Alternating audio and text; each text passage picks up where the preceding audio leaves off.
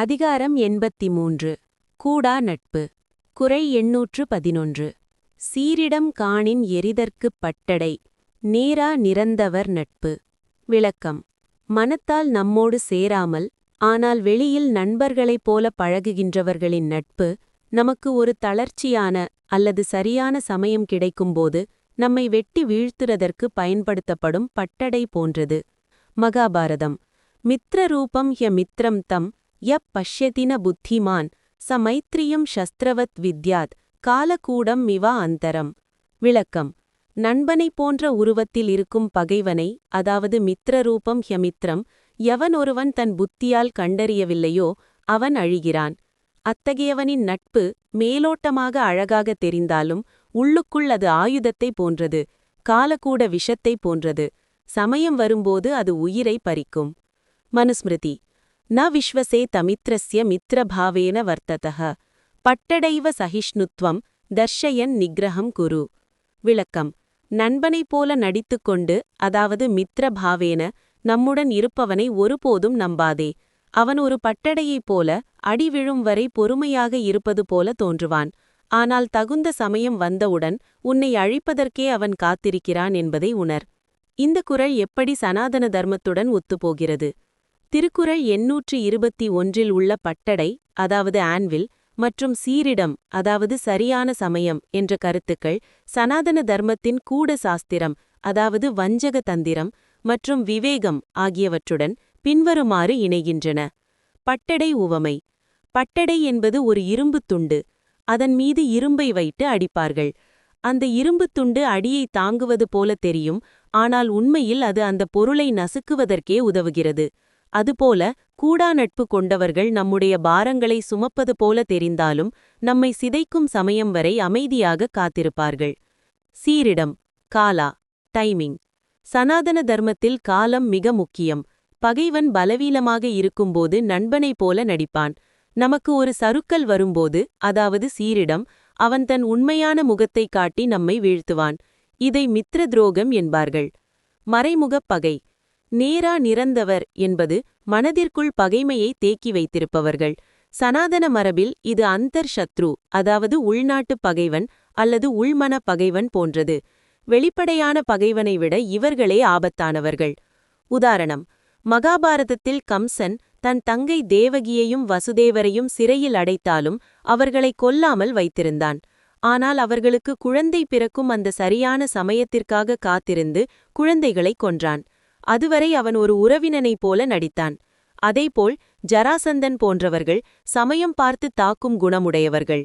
குறள் 822. இனம் போன்று இனமல்லார் கேண்மை மகளிர் மனம் போல வேறுபடும். விளக்கம். நம்முடைய சுற்றத்தார் அல்லது நண்பர்களைப் போல நடித்து உண்மையில் நம்மிடம் அன்பில்லாதவர்களின் நட்பானது பொருள் ஒன்றையே குறிக்கோளாக கொண்ட பொது மகளிரின், விலைமாதரின் மனத்தைப் போல அவ்வப்போது மாறிக்கொண்டே இருக்கும். நிலைத்தன்மை இருக்காது. மகாபாரதம். ஜலம் ஹி சித்தம் அசதாம் குமித்ரானாம் ததைவச்ச யதா வார்யாங்கனா சித்தம் பிரதிகூலம் பதே பதே. விளக்கம். தீய நண்பர்களுடையவும் வஞ்சகர்களுடையவும் மனம் நிலையற்றது. அது பொருள் ஈட்டும் நோக்கம் கொண்ட விலைமாதரின் மனத்தைப் போன்றது. தமக்கு லாபம் இருக்கும் வரை ஒரு விதமாகவும் லாபம் குறைந்தவுடன் வேறு விதமாகவும் அடியெடுத்து வைக்கும் அவர்களின் நட்பை ஒருபோதும் நம்ப முடியாது. மனுஸ்மிருதி. ந சுஹ்ருத் நச்ச வை மித்ரம் யஸ்ய சித்தம் அனிஷ்ருதம் விலாசினீவ தச்சித்தம் விகாரைஹி பரிவர்த்ததே. விளக்கம். எவனுடைய மனம் ஒரு நிலையில் நிற்காமல் ஊசலாடுகிறதோ அவன் உறவினனும் அல்ல, நண்பனும் அல்ல. பல ஆடவர்களிடம் மனம் மாறும் ஒரு பெண்ணின் சிந்தனையைப் போல அவனது நட்பும் காலத்திற்கு ஏற்ப தன் நிறத்தை மாற்றிக்கொண்டே இருக்கும். அத்தகையோரின் இனம் போன்ற தோற்றம் ஒரு மாயையே. இந்த குறள் எப்படி சனாதன தர்மத்துடன் ஒத்துப்போகிறது? குறள் 822 உள்ள இனம் போன்று மற்றும் மனம் போல வேறுபடும் என்ற கருத்துக்கள் சனாதன தர்மத்தின் மாயா மற்றும் சஞ்சல புத்தி தத்துவங்களுடன் பின்வருமாறு இணைகின்றன. இனம் போன்று தி இல்யூஷன் ஆஃப் கின்ஷிப். சனாதன மரபில் இது மித்ர பிரதிரூபக எனப்படும். வேடன் எப்படி பசுவின் தோலை போர்த்திக் கொண்டு மானை பிடிக்க வருகிறானோ அப்படி பகைவர்கள் நண்பன் என்ற போர்வையில் வருவார்கள். அவர்களின் வெளித்தோற்றம் இனம் போன்று நம்மை ஏமாற்றக்கூடும்.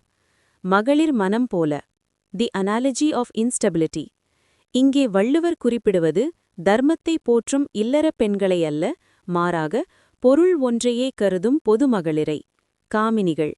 சனாதன தர்மத்தில் அர்த்த காமமே பிரதானம் என்று வாழ்பவர்களின் மனம் நிலையின்றி அலைபாயும். பொருள் எங்கே இருக்கிறதோ அங்கே அவர்கள் மனம் தாவும்.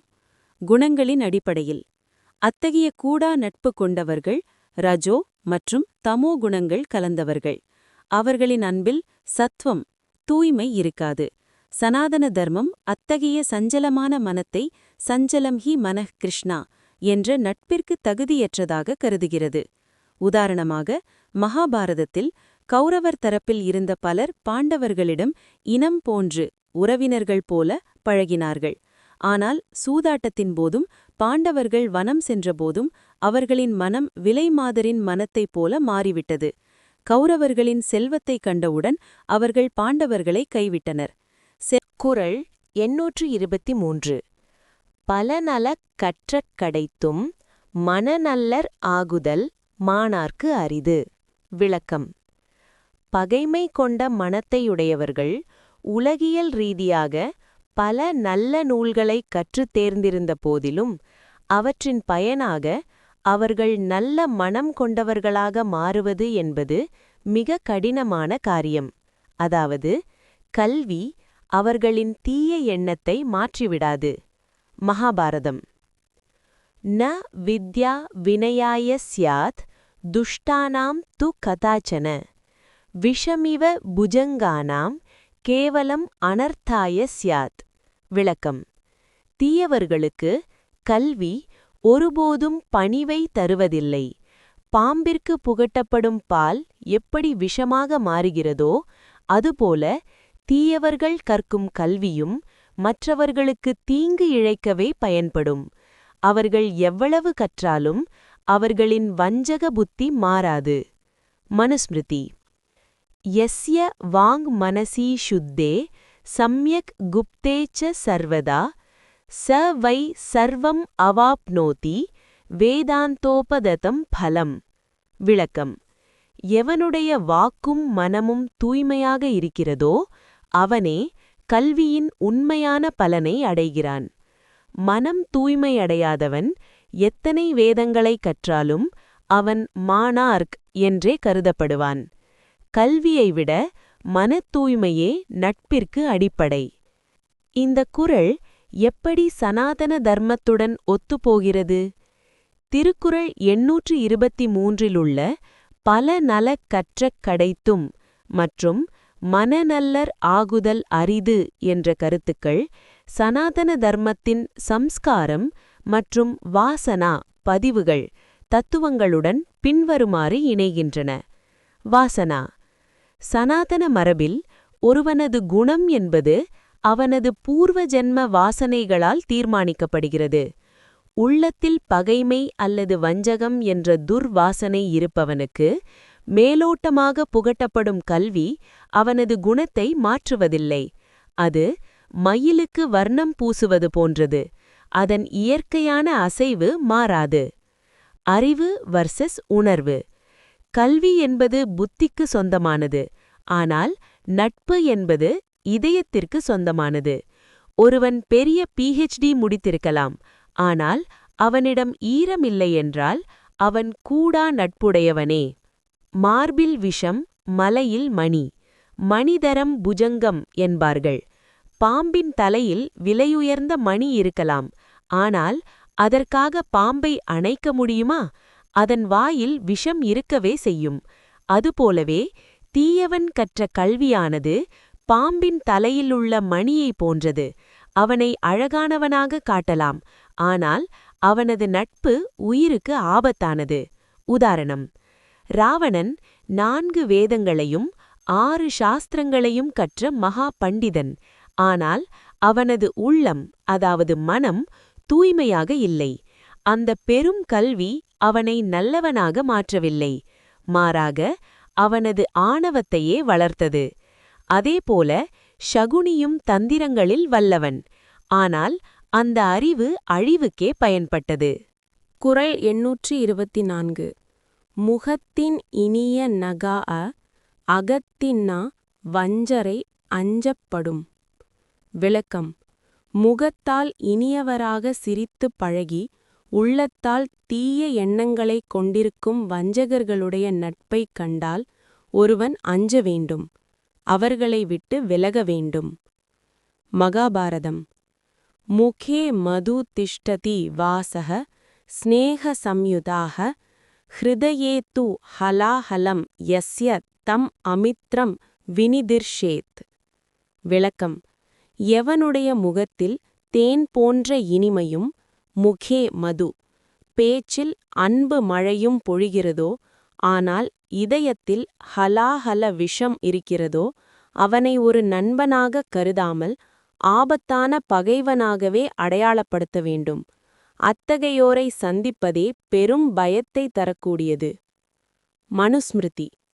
வாக்மதுரம் வததே யஸ்து ஹிருதயே க்ரூர நிச்சயः ச பாபः சர்வதா தியாஜ்யः கூபः பிரச்சன்ன கண்டகः. விளக்கம்: வாயால் இனிமையாக பேசிக்கொண்டு இதயத்தில் கொடூரமான முடிவுகளை வைத்திருப்பவன் பாவம் செய்தவன். புல் மூடிய கிணற்றைப் போன்றும் மறைத்து வைக்கப்பட்ட முள்ளைப் போன்றும் இருக்கும் அவனை எப்போதும் தவிர்க்க வேண்டும். அவன் அஞ்சத்தக்கவன். இந்த குறள் எப்படி சனாதன தர்மத்துடன் ஒத்துப்போகிறது? திருக்குறை 824 உள்ள முகத்தின் இனிய மற்றும் அஞ்சப்படும் என்ற கருத்துக்கள் சனாதன தர்மத்தின் மாயாவி மற்றும் துர்குண தியாகம் தத்துவங்களுடன் பின்வருமாறு இணைகின்றன.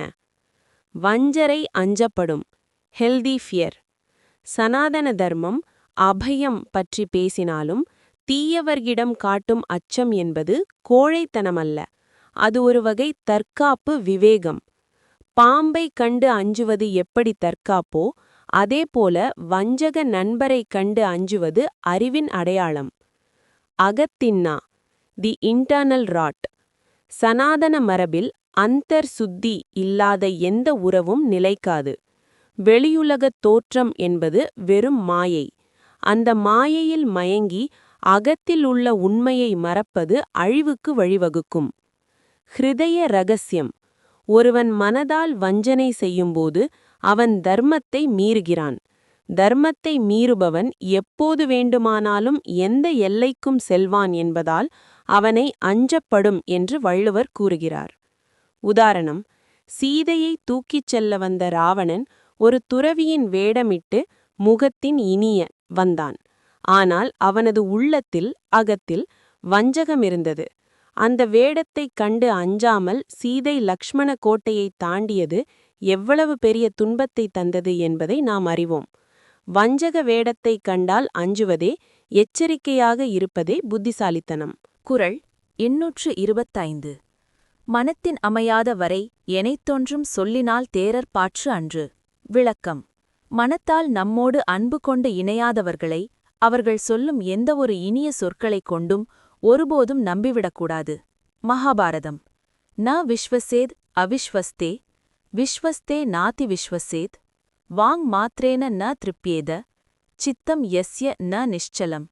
விளக்கம்: நம்பகத்தன்மை இல்லாதவனை ஒருபோதும் நம்பாதே, நம்பத் தகுந்தவனாக இருந்தாலும் அளவுக்கு அதிகமாக நம்பாதே.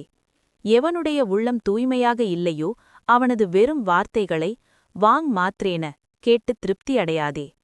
சொல்லுக்கும் இதயத்திற்கும் தொடர்பில்லாதவரின் சொற்கள் வெறும் வலை போன்றது. மனுஸ்மிருதி. வாசா வததி கல்யாணம் ஹிருதயே ந அஸ்தி தத்பதம் தஸ்ய சப்தம் ந கிருஹ்ணீயாத் கூபக ஸ்வன்னக இவ திருணைக. விளக்கம்: ஒருவன் தன் வாக்கினால் நன்மைகளை பேசலாம், ஆனால் அவனது இதயத்தில் அந்த எண்ணம் இல்லையென்றால் அவனது சொற்களை கொள்ளக்கூடாது.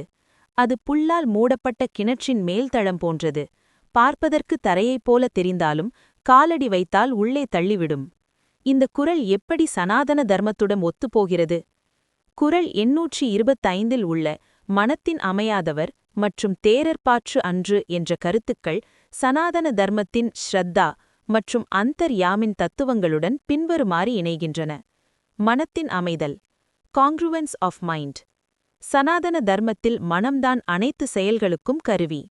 மனம் ஒன்றாமல் சொல்லப்படும் மந்திரம் கூட பலன் தராது. இன்னும்போது மனம் ஒன்றாமல் சொல்லப்படும் நட்பு சொற்கள் எப்படி துணையாகும்? உள்ளொன்று வைத்து புறமொன்று பேசுவது அது பாபம் என்று தர்மம் கூறுகிறது. சொல்லினால் தேரர்காமை. தி லிமிட்ஸ் ஆஃப் ஸ்பீச். வாக்கு என்பது ஆத்மாவின் பிரதிபலிப்பாக இருக்க வேண்டும். ஆனால் கூடா நட்பில் வாக்கு என்பது ஒரு ஆயுதம். இது சனாதன மரபில் வாக்ஜாலம் எனப்படும். அறிவார்ந்த ஒருவன் சொற்களைப் பார்த்து மயங்காமல் அந்த சொல்லுக்குப் பின்னாலிருக்கும் பாவத்தைக் கொண்டு மனிதர்களை எடை போட வேண்டும். பரீட்சை, டெஸ்டிங்.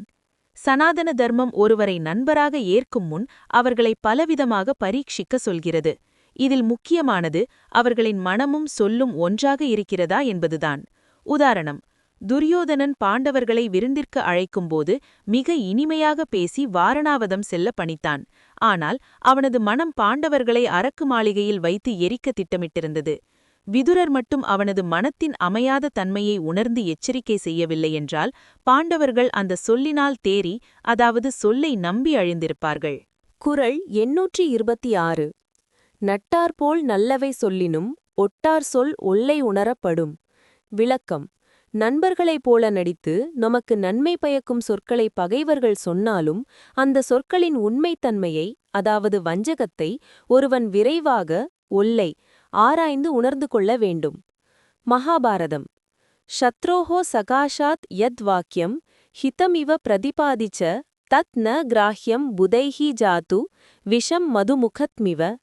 விளக்கம். பகைவனிடமிருந்து வரும் வார்த்தைகள் ஹிதம், அதாவது நன்மை தருவது போல தோன்றினாலும் அறிவுடையோர் அதனை ஒருபோதும் ஏற்க மாட்டார்கள். அது தேன் பூசப்பட்ட நஞ்சு, விஷம் மதுமுகம். மேலே இனித்தாலும் உள்ளே உயிரை பறிக்கும் என்பதை விரைந்து உணர வேண்டும். மனுஸ்மிருதி. மித்ரரூபதரம் சத்ரும் வாக்யைஹி தர்ம புரஸ்கிருதைஹி பரீக்ஷ்யைவ விஜானீயாத் அதர்மம் தர்மரூபிணம். விளக்கம். தர்மத்தை பேசுவது போல நடித்துக்கொண்டு நண்பன் என்ற போர்வையில் வரும் பகைவனை, அதாவது மித்ர ரூபதரம் சத்ரும், அவனது சொற்களைக் கொண்டே பரீட்சை செய்து கண்டறிய வேண்டும். தர்மம் போல தோன்றும் அவனது சொற்களுக்குள் மறைந்திருக்கும் அதர்மத்தை உணர்வதே புத்திசாலித்தனம். இந்த குறள் எப்படி சனாதன தர்மத்துடன் ஒத்துப்போகிறது? திருக்குறள் 826 உள்ள ஒல்லை உணரப்படும், அதாவது விரைந்து உணர வேண்டும், மற்றும் நட்டார்போல் என்ற கருத்துக்கள் சனாதன தர்மத்தின் கூட புத்தி, அதாவது ஹிடன் இன்டெலிஜென்ஸ் மற்றும் விவேகம் ஆகியவற்றுடன் பின்வருமாறு இணைகின்றன. விவேகம், டிஸ்கிரிமினேஷன். சனாதன மரபில் நித்ய அனித்ய வஸ்து விவேகம் என்பது போல மித்ர அமித்ர விவேகம், அதாவது யார் நண்பன் யார் பகைவன் என்று பிரித்தறியும் அறிவு மிக முக்கியம். பகைவன் நன்மை பேசுவது என்பது தூண்டிலில் வைக்கப்பட்ட புழுவை போன்றது. அந்த புழுவின் பின்னாலிருக்கும் கொக்கியை ஒல்லை, அதாவது விரைவாக உணர வேண்டும். ஒல்லை உணரப்படும், இன்ட்யூஷன் அண்ட் அனாலிசிஸ். ஒருவன் நம்மிடம் பேசும் சொற்களைக் காட்டிலும் அந்த சொற்கள் வெளிப்படும் விதம், கால சூழல் மற்றும் அவனது கடந்த கால வரலாற்றை வைத்து அவன் வஞ்சகத்தை துரிதமாக கணிக்க வேண்டும். தாமதித்தால் ஆபத்து நிச்சயம். தர்ம சூட்சமம். தர்மம் சில நேரங்களில் மிகவும் நுணுக்கமானது. பகைவன் தர்மத்தை பேசி நம்மை ஏமாற்ற முயல்வான். இதை சனாதன தர்மம் தர்ம வியாத அல்லது மாயா என்று குறிப்பிடுகிறது. அந்த மாயையை தாண்டி உண்மையை உணர்வதே ஒரு தர்மவானின் கடமை. உதாரணம், மகாபாரதத்தில் கிருஷ்ணன் தூது சென்றபோது துரியோதனன் அவரை மிகுந்த மரியாதையுடன் வரவேற்று விருந்துண்ண அழைத்தான். ஒரு நண்பனைப் போல அவன் உபசரித்தாலும் அந்த உணவில் வஞ்சகம் இருப்பதை கிருஷ்ணன் ஒல்லை, அதாவது விரைவாக உணர்ந்து அதனை மறுத்து விதுரரின் வீட்டிற்கு சென்றார். பகைவன் தரும் நல்லவை ஆபத்தானது என்பதற்கு இதுவே சான்று. குறள் 827. சொல்வணக்கம் ஒன்னார்கண் கொள்ளற்க, வில்வணக்கம் தீங்கு குறித்தமை யான். விளக்கம். பகைவர்கள் பேசும் பணிவான சொற்களை, சொல்வணக்கம், ஒருபோதும் உண்மையானது என்று நம்பிவிடக்கூடாது. ஏனெனில் வில் வளைந்து கொடுப்பது வில்வணக்கம் அன்பு செலுத்துவதற்காக அல்ல, அது அம்பை செலுத்தி உயிரைப் பறிக்கும் தீங்கினைச் செய்வதற்கே ஆகும். மகாபாரதம். न विश्वसेत् विनीतस्य शत्रोः वाक्येषु कर्हिचित् नमति ह्ययुदं சாப்பம் வதாத்தாய ந சாந்தயே. விளக்கம். பகைவன் மிகவும் பணிவாக வினீதஸ்ய நடந்து கொண்டாலும் அவனது வார்த்தைகளை ஒருபோதும் நம்பாதே. போர்வீரன் கையிலிருக்கும் வில் வளைவது அமைதிக்காக அல்ல, அது எதிரியை கொல்வதற்காக மட்டுமே. அதுபோலவே பகைவனின் பணிவும் அழிவிற்கான அறிகுறியே. மனுஸ்மிருதி. அதிநமரம் சத்ரும் ச பஷ்யேத் விஸ்வாசகாதினம் சாபவத் நமனம் தஸ்ய தீங்குஹேதுஹு ந சம்சயஹ. விளக்கம். அளவுக்கு அதிகமாக பணிந்து நடக்கும் பகைவன் அதிநமரம், விசுவாச துரோகம் செய்ய காத்திருப்பவன் என்று அறி. வில்லின் வளைவு என்பது நமனம் எப்படி அம்பை எய்து தீங்கு விளைவிக்க காரணமாகிறதோ அப்படி அவனது பணிவும் உனக்கு தீங்கு விளைவிப்பதற்கே. இதில் ஐயமில்லை. இந்த குறள் எப்படி சனாதன தர்மத்துடன் ஒத்துப்போகிறது? திருக்குறள் 827 உள்ள வில் வணக்கம், வில்லின் வளைவு மற்றும் தீங்கு குறித்தமையான் என்ற கருத்துக்கள் சனாதன தர்மத்தின் கூட தந்திரம் மற்றும் க்ஷத்ரிய தர்மம் ஆகியவற்றுடன் பின்வருமாறு இணைகின்றன. வில்லின் தத்துவம், philosophy of the bow. சனாதன மரபில் வில் என்பது ஒரு புனிதமான ஆயுதம். ஆனால் அதன் இயல்பு என்னவென்றால், அது எவ்வளவு தூரம் பின்னோக்கி வளைகிறதோ வணங்குகிறதோ அவ்வளவு வேகமாகவும் ஆக்ரோஷமாகவும் அம்பு முன்னோக்கிப் பாயும். பகைவனின் சொல் வணக்கம் என்பது அம்பை செலுத்துவதற்கு முன்னால் அவன் வில்லை வளைக்கும் தயாரிப்பு வேலையே தவிர அவன் சரணடைய வரவில்லை என்பதை உணர வேண்டும். வினய மாயா, the illusion of humility. சனாதன தர்மம் வினயத்தை ஒரு நற்பண்பாக போற்றுகிறது. ஆனால் அதே வினயத்தை பகைவன் காட்டினால் அது மாயா அல்லது கபடம் என்று எச்சரிக்கிறது. தர்மத்தை காக்க வேண்டியவன் பகைவனின் போலி பணிவில் மயங்கி தன் ஆயுதத்தை கீழே போடக்கூடாது. பகைவன் எப்போதும் பகைவனே. ஒரு பாம்பிற்கு எவ்வளவுதான் பால் வார்த்து வளர்த்தாலும் அதன் நஞ்சு குறையாது. அதுபோல பகைவன் எவ்வளவு பணிவாக பேசினாலும் அவனது அகத்தின் நாம் மாறாது. உதாரணம். ராமாயணத்தில் மாரீசன் பொன்மானாக வந்து சீதையின் கவனத்தை ஈர்த்தான். அது ஒருவகை வணக்கம் போல தெரிந்தாலும் அது ராவணன் சீதையை தூக்கிச் செல்வதற்கான வில் வணக்கம் போன்ற ஒரு சதிச்செயலையாகும். மாரீசனின் அந்த போலித் தோற்றம் அழிவிற்கே காரணமாக அமைந்தது. குறள் 828. தொழுதகை உள்ளும் படையொடுங்கும் ஒன்னார் அழுத கண்ணீரும் அனைத்து. விளக்கம். பகைவர்கள் நம்மை வணங்கித் தொழும் கைகளுள்ளே நம்மை அழிக்கக்கூடிய ஆயுதம் மறைந்திருக்கும். அவர்கள் வருந்துவது போல நடித்து சிந்தும் கண்ணீரும் அத்தகைய வஞ்சகத்தன்மை கொண்டதே ஆகும். மகாபாரதம். அஞ்சலிம் சஸ்திரவத் வித்யார்த் சத்ரு வினயபூர்வகம் பாஷ்பம் ஷாபமிவ க்ஞேயம் ந விஸ்வசேத் ததாவிதம். விளக்கம். பகைவன் மிக வினயத்தோடு உன்னை கைகூப்பித் தொழுதால் அஞ்சலிம், அந்த கைகளுக்குள் ஒரு கூர்மையான ஆயுதம் ஷஸ்திரவத் இருப்பதாகவே கருது. அவன் சிந்தும் கண்ணீர் உன்னை அழிப்பதற்கான சாபத்தை போன்றது. அத்தகையவனை ஒருபோதும் நம்பி ஏமாந்து விடாதே. மனுஸ்மிருதி. கதாச்சின் நமதே சத்ருஹு விஸ்வாசாய ஹி பாபக்ருத் கரஸ்த சஸ்திரவத் தஸ்ய நமனம் தீங்கு காரகம். விளக்கம். ஒரு பாவி பகைவன் உன்னுடைய நம்பிக்கையை பெறுவதற்காகவே உன்னை வணங்கலாம். கையில் மறைத்து வைத்திருக்கும் ஆயுதத்தைப் போலவே அவனது பணிவும் உனக்கு தீமையையே தரும். அவன் அழுதாலும் தொழுதாலும் அங்கே தர்மம் இருக்காது, வஞ்சகமே இருக்கும். இந்த குறள் எப்படி சனாதன தர்மத்துடன் ஒத்துப்போகிறது? திருக்குறள் 828 உள்ள தொழுதகை மற்றும் அழுத கண்ணீர் என்ற கருத்துக்கள் சனாதன தர்மத்தின் கூட சாஸ்திரம், எஸ்பியனாஜ் அல்லது ஸ்ட்ராட்டஜி மற்றும் ஆத்ம ரக்ஷணம் தத்துவங்களுடன் பின்வருமாறு இணைகின்றன. கபட பக்தி, சியூடோ டிவோஷன். சனாதன மரபில் அஞ்சலி, கைகூப்புதல் என்பது இறைவனுக்கும் பெரியோர்களுக்கும் செலுத்தும் உயர்ந்த மரியாதை. ஆனால் ஒரு பகைவன் இதை செய்யும்போது அது ஒரு திரை, கேமோஃப்ளாஜ்.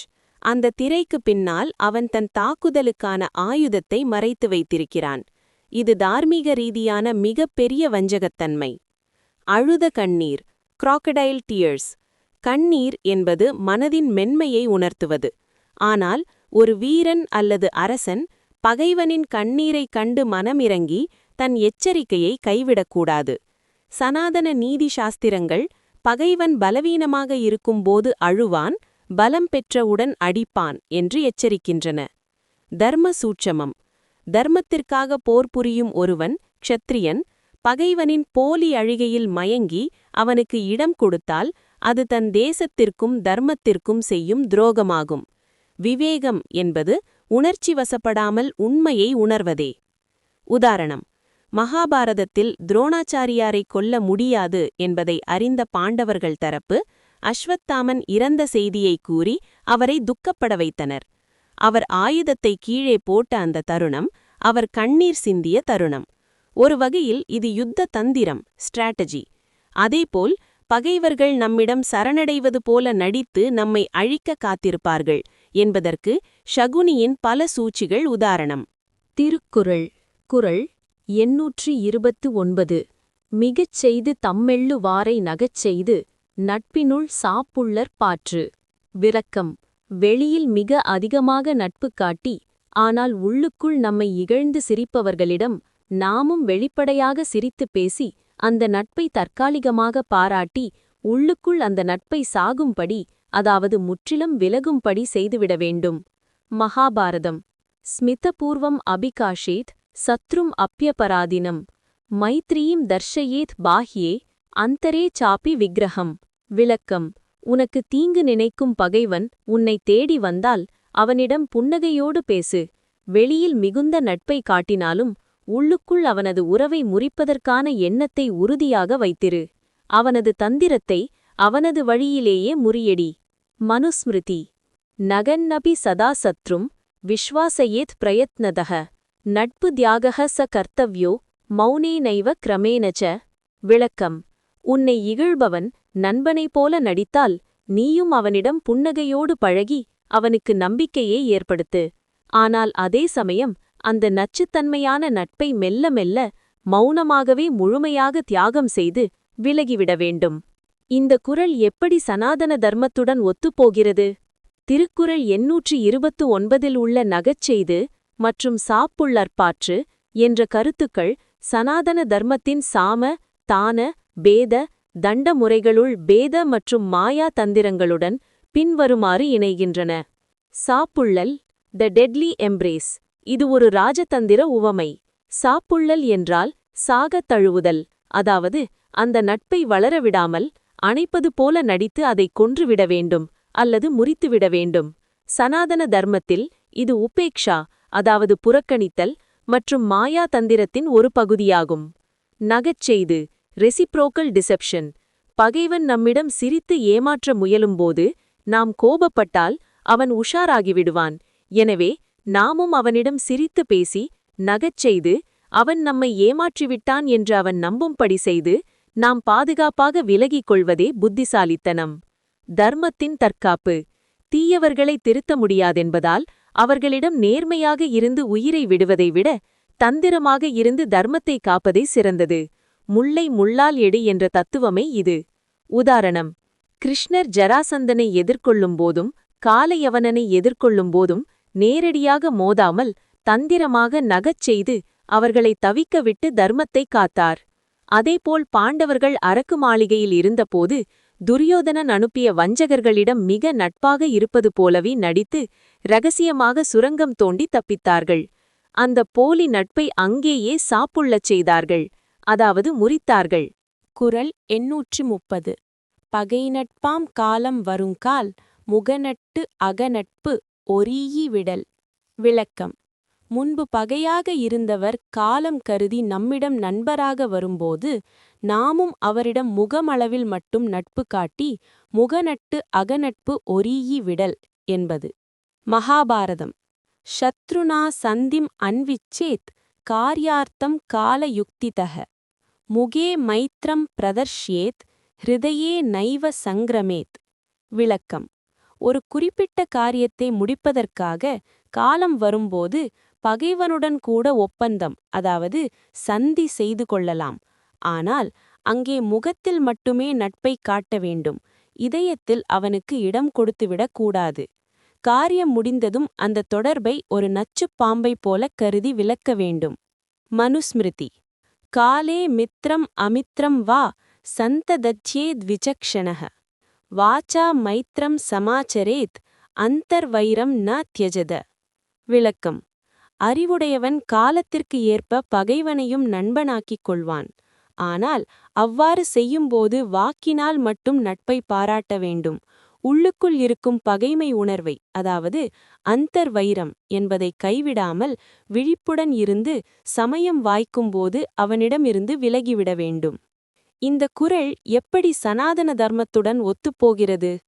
திருக்குறள் 830 உள்ள முகநட்பு, அதாவது மேலோட்டமான நட்பு, மற்றும் அகநட்பு ஒரீஇ விடல் என்ற கருத்துக்கள் சனாதன தர்மத்தின் ஆபத் தர்மம் மற்றும் கூட நீதி ஆகியவற்றுடன் பின்வருமாறு இணைகின்றன. ஆபத் தர்மம், அதாவது ethics in times of distress. சனாதன தர்மம் எப்போதும் ஒரே மாதிரியான விதிகளில் இயங்குவதில்லை. ஒரு பெரும் ஆபத்திலிருந்து தப்பிக்க பகைவனின் உதவி தேவைப்பட்டால் அவனுடன் தற்காலிகமாக பழகுவதில் தவறில்லை. ஆனால் அவனை உண்மையான நண்பனாகக் கருதி இதயத்தை திறந்து காட்டுவது அதர்மம், அதாவது அறிவீனம். முகநட்பு, அதாவது டிப்ளமேட்டிக் ஃப்ரெண்ட்ஷிப், இது இன்றைய டிப்ளமசி, அதாவது நயத்தந்திரம் போன்றது. உலகியல் வாழ்வில் தர்மத்தை காக்க சில நேரங்களில் முகமூடி அணிய வேண்டியிருக்கும். உள்ளத்தில் பகைவனை விலக்கியே வைத்திருக்க வேண்டும். இதையே ஒரீஇ விடல் என்று வள்ளுவர் கூறுகிறார்.